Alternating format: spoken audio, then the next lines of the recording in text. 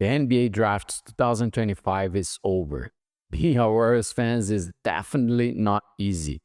Everything changed last night.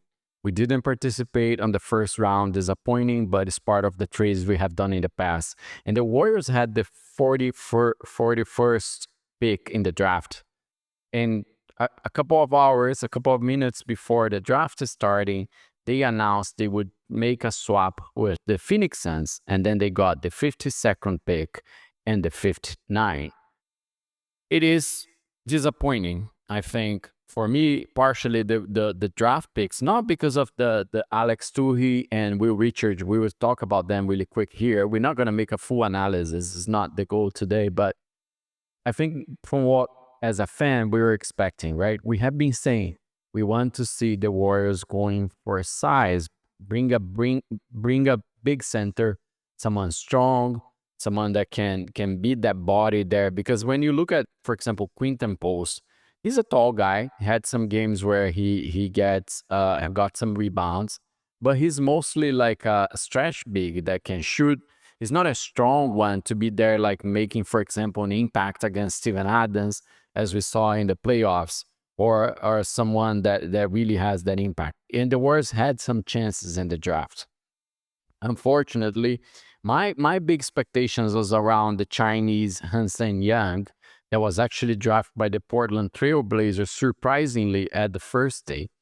Then once he wasn't there, I thought the Warriors would go for the Rocco, the Australian, if I'm not wrong, which is a 7'3" and a center with experience as well. I thought he was going to be the selection. But then they completely swapped everything. And by the moment that they changed the 41st pick, they gave the opportunity for the Chicago Bulls that end up drafting Rocco.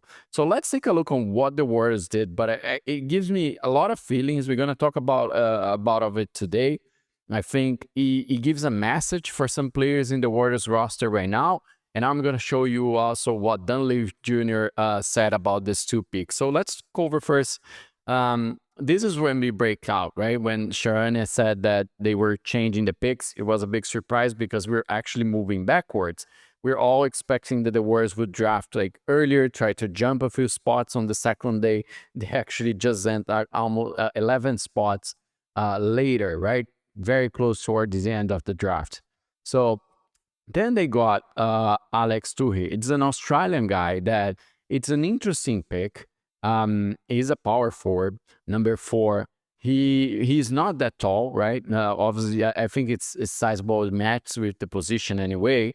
But when you look at him, some highlights, he gives me the way that he moves, his body profile right now. He reminds me of Austin Rivers from the Los Angeles Lakers. They're not related. They don't play alike. It's just that it really looks alike the way that they move around on the court. That said, so the Warriors went for a number 4, and that's the position where we have Draymond Green. That is the position where we have Jonathan Kuminga. So I think you already start feeling that the Warriors might be preparing something. Like they really might be willing, might be aware that that Kuminga could be on the move, right? We have been saying here, is Kuminga going? Is Kuminga staying? The sign and trade, all the challenge with his contract right now. But the Warriors are making very clear that they are preparing for missing someone on that. And it also shows that for this position on the free agency right now, the Warriors were not expecting to find someone. So it was an interesting pick. He needs to improve his shooting. He's really, you can see on the highlights, he's really good around the ring. He has played, and one of the interesting things that I think about Toohey is that he played against professionals in Australia, right? So you went for a 21 years old guy, but he comes with a lot of experience. So he was the pick number 52nd, right? That's after the Warriors trade. I was already like really annoyed at this point because among the names that I wanted, Hansen Young went the day number 1. He went for the Portland Trail Blazers, and then the Warriors changed for the first pick. End up missing the opportunity to draft the Rocco. That was the 7'3" center that I want then as my second option. The Zion James, the Duke guard, that was really strong, really defensive guy, was already gone as well at that point. So obviously moving back, the amount of opportunities that you had there, they were not that great. Then the Warriors went there and did another surprising move. They changed the swap with the Memphis Grizzlies, Memphis or Sacramento, I don't recall. They changed the 59 pick to the 56 pick, where they also gave a second round pick of the 2031 second draft, right? So it's a mess watching the draft. Like you can see around and how things play out, how things they swap that so much. I'm gonna tell you a curiosity. This draft pick that the Warriors had, it was one of the picks that was involved in the sign and trade we had for Klay Thompson. So he rotated 4 teams and he came back for the Warriors. So that's a kind of like the style that goes for this day of the draft. But then we went for Will Richard.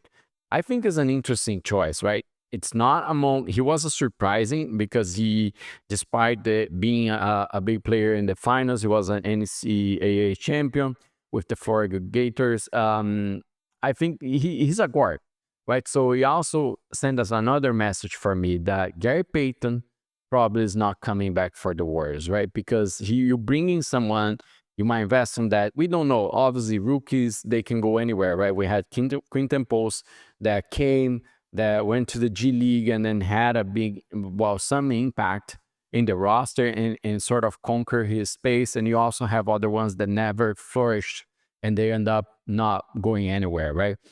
So I think it's an interesting pick, a power forward, a guard, but it's disappointing because I wanted a center. For me, the main things that I want to see right now at the Warriors is more size. And it's not just size, it's a strong guy, right? A guy that can have an impact on the ring, grab rebounds, and have that strong presence there. That clearly for me, it hasn't been a Tracy Jackson. I don't think Looney is coming back. And I don't think it's Quinton Post either, right? Unless Quinton Post really gets some weight, gets stronger. Like he has the size, but he's not his profile, right? So interesting picks. I don't think it was a disaster. Actually, a lot of analysts ranked the Warriors as a grade for their draft picks and the ability to change 1 for 2. So it was interesting. The Warriors closed at the draft with the 50. Well, they were closing the draft and then they moved to the 56. So I think Dunleavy Jr. did well, but it really makes me concerned because there's 2 options out of this. Either we are going for a center in the free agents right now, and we're making trades for that, or they're going to insist once more, 1 year more on that small ball lineup that is freaking me out that I'm so tired of. So that's why I say being a Warriors fans is always a surprising, right? I was 90% sure that they were going to draft any center, like a strong one, really tall. They didn't do it. They went in a completely opposite direction, but it also sends a message to the roster, right? What they intend to do right now. So look what Dunleavy Jr. told about these 2 players, which outside expectations on how they intend to use them. I think it's going to be dependent on free agency. Obviously, we have the option to do both, you know, and that'll depend how free agency plays out and how we use our money and all that. But we think both of them are highly, you know, very deserving of roster spots. These guys, you know, are good players and, you know, have a chance and we'll put them in the development program and it could be some time in Santa Cruz, you know, it could be some NBA minutes. We'll see how it unfolds. But, you know, we're pretty optimistic about these guys being good players. There's many things that you can read out of this, right? There's a Warriors style here. They never rush with rookies. They give them time. They put them in the G League. They play around with them. We saw this with everyone. Tracy Jackson, Quinton Post, Brandon Post, every single rookie that we had recently. But it's also when he mentions, let's see how the free agents play out. Because, yeah, maybe the Warriors going to do something big and you're going to fulfill the rest of the roster with like those guys. So it's interesting. And the Warriors did 2 extra moves last night, which honestly, for me, doesn't make any impact, any difference here. They're signing 2 guys, 2 guards, Chase McMillan and LJ Cryer for the summer league, right? So for me, this is like it's more guards. I don't know. I don't really understand this, but obviously they're gonna observe these guys. You might have a surprise, but again, I'm still waiting for those big guys to come. That big move, the free agents for the Warriors right now. It's still. I think the Warriors still have a lot of work to do. We already saw some big trades. KD, other guys on the move, and the Warriors are still sleeping. So I'm waiting for that big thing still to happen. But again, I think Dunleavy Jr., Joe Lacob, they're clearly showing the Warriors roster some intention. You can read some things out of there. I don't expect that Kevin Looney will be back because we need to find a center in the trade, in the free agents market right now. I don't think Gary Payton's coming back. We're already drafting someone on that could fulfill that spot, a young guy. And I think they're preparing for John Kuminga departure as well. We have heard the rumors. Miami Heat is trying to sign him.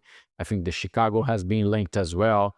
So I I don't know if I like this or not. It really depends on the point of view and what other trades the Warriors do. But if we're missing those points from Kuminga, we definitely need to find that somewhere. Leave in the comments, what did you think about the draft last night? Did the Warriors do well? Did it surprise you? What were you expecting? And if you were drafting someone else that was available on that spot, which player would you have drafted there? Leave your comments. Don't forget to subscribe. Have a great day and bye.